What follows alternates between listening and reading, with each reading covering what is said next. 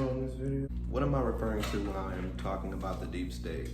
I refer to deep state a lot of times in my videos, and you all are probably wondering, what am I talking about? Deep state was an organization once known as the Trumanite Network. Now, what was the Trumanite Network?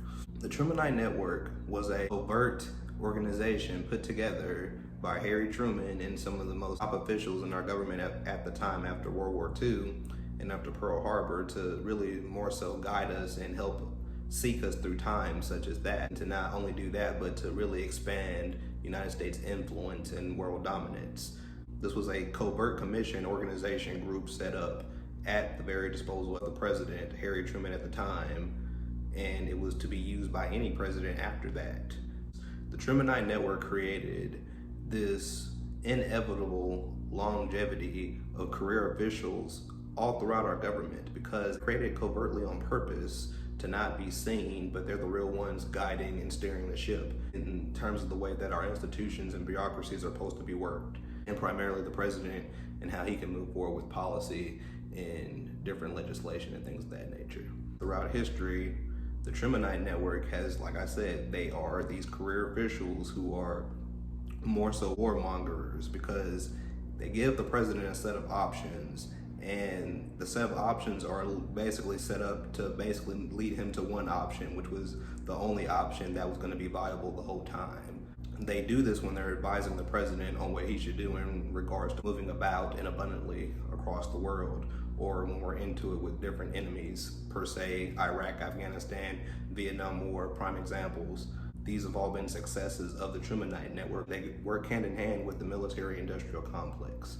And this is what Dwight D. Eisenhower warned us about before his departure of the White House. The United States had no armaments industry. American makers of plowshares could, with time and as required, make swords as well. But we can no longer risk emergency improvisation of national defense.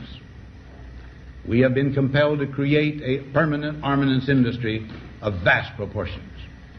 Added to this, 3.5 million men and women are directly engaged in the defense establishment. We annually spend on military security alone more than the net income of all United States corporations.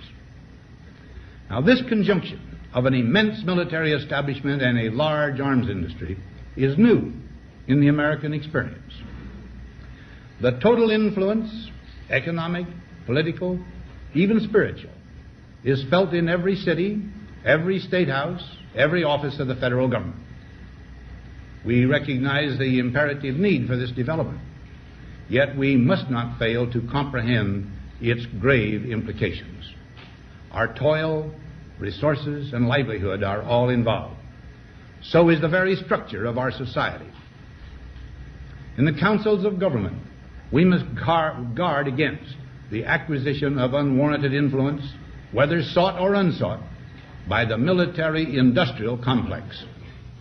The potential for the disastrous rise of misplaced power exists and will persist. We must never let the weight of this combination endanger our liberties or democratic processes. We should take nothing for granted.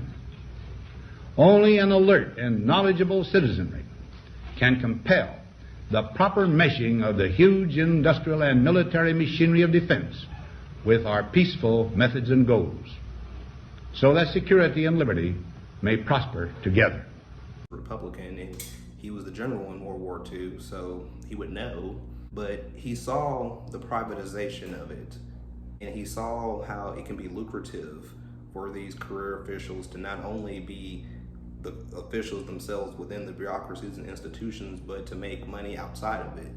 And Dick Cheney was the perfect person to exploit such a thing. The Trumanite Network, they're obviously people. At the same time, these are donors themselves. They're funding what they want to see happen in regards to the Democratic Party or the Republican Party, which is why I often call both of them the deep state parties themselves, because they're ran by deep state operatives to begin with.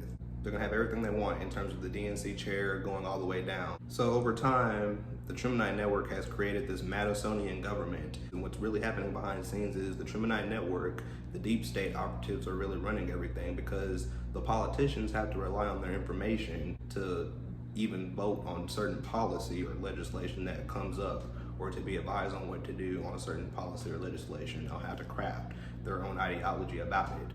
This is how they have indirect influence and power over our whole entire constitution and government. The Madisonian government before you is put before you to make you believe as if the politicians are the ones that are really in power, and to some degree they are, but they just don't understand what to do. They believe they do, but when they're really voting on certain policy and legislation, they really don't know what to do, so they're forced to listen to the deep state operatives that are within our government.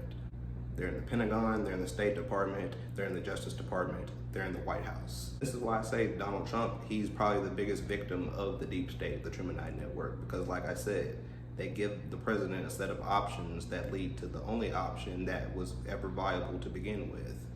So this is how they've been operating for quite some time. Keep candidates in your face, perceived politicians in your face, they put them in your face, and they're really these props of, like I said, what you call the Madisonian government, the government that is in the double government itself, because that is just the face of what's really happening behind the scenes, which is mafia type of behavior, like I said, in regards to the way they conduct things and have been conducting things. Yes, Trump is their biggest enemy to date, and in particularly because, not because Trump really wants to get rid of them, but he wants to limit them and censor them only because he wants to do what he wants to do. This is why it's led to a direct conflict and engagement with one another, the Trump administration and the Trumanite network / deep state. How do you get rid of the deep state? This is a revolving door of economic wealth for these people. Dick Cheney, he was the vice president, but at the same time, he was the CEO of Halliburton. That's a private military defense contracting company that the United States has done business with, and they were in particularly doing business with that same company while he was the vice president and while we were engaged in the Iraq war and Afghanistan war. Reduce the number of the deep state operatives all throughout our federal government. Take these people out.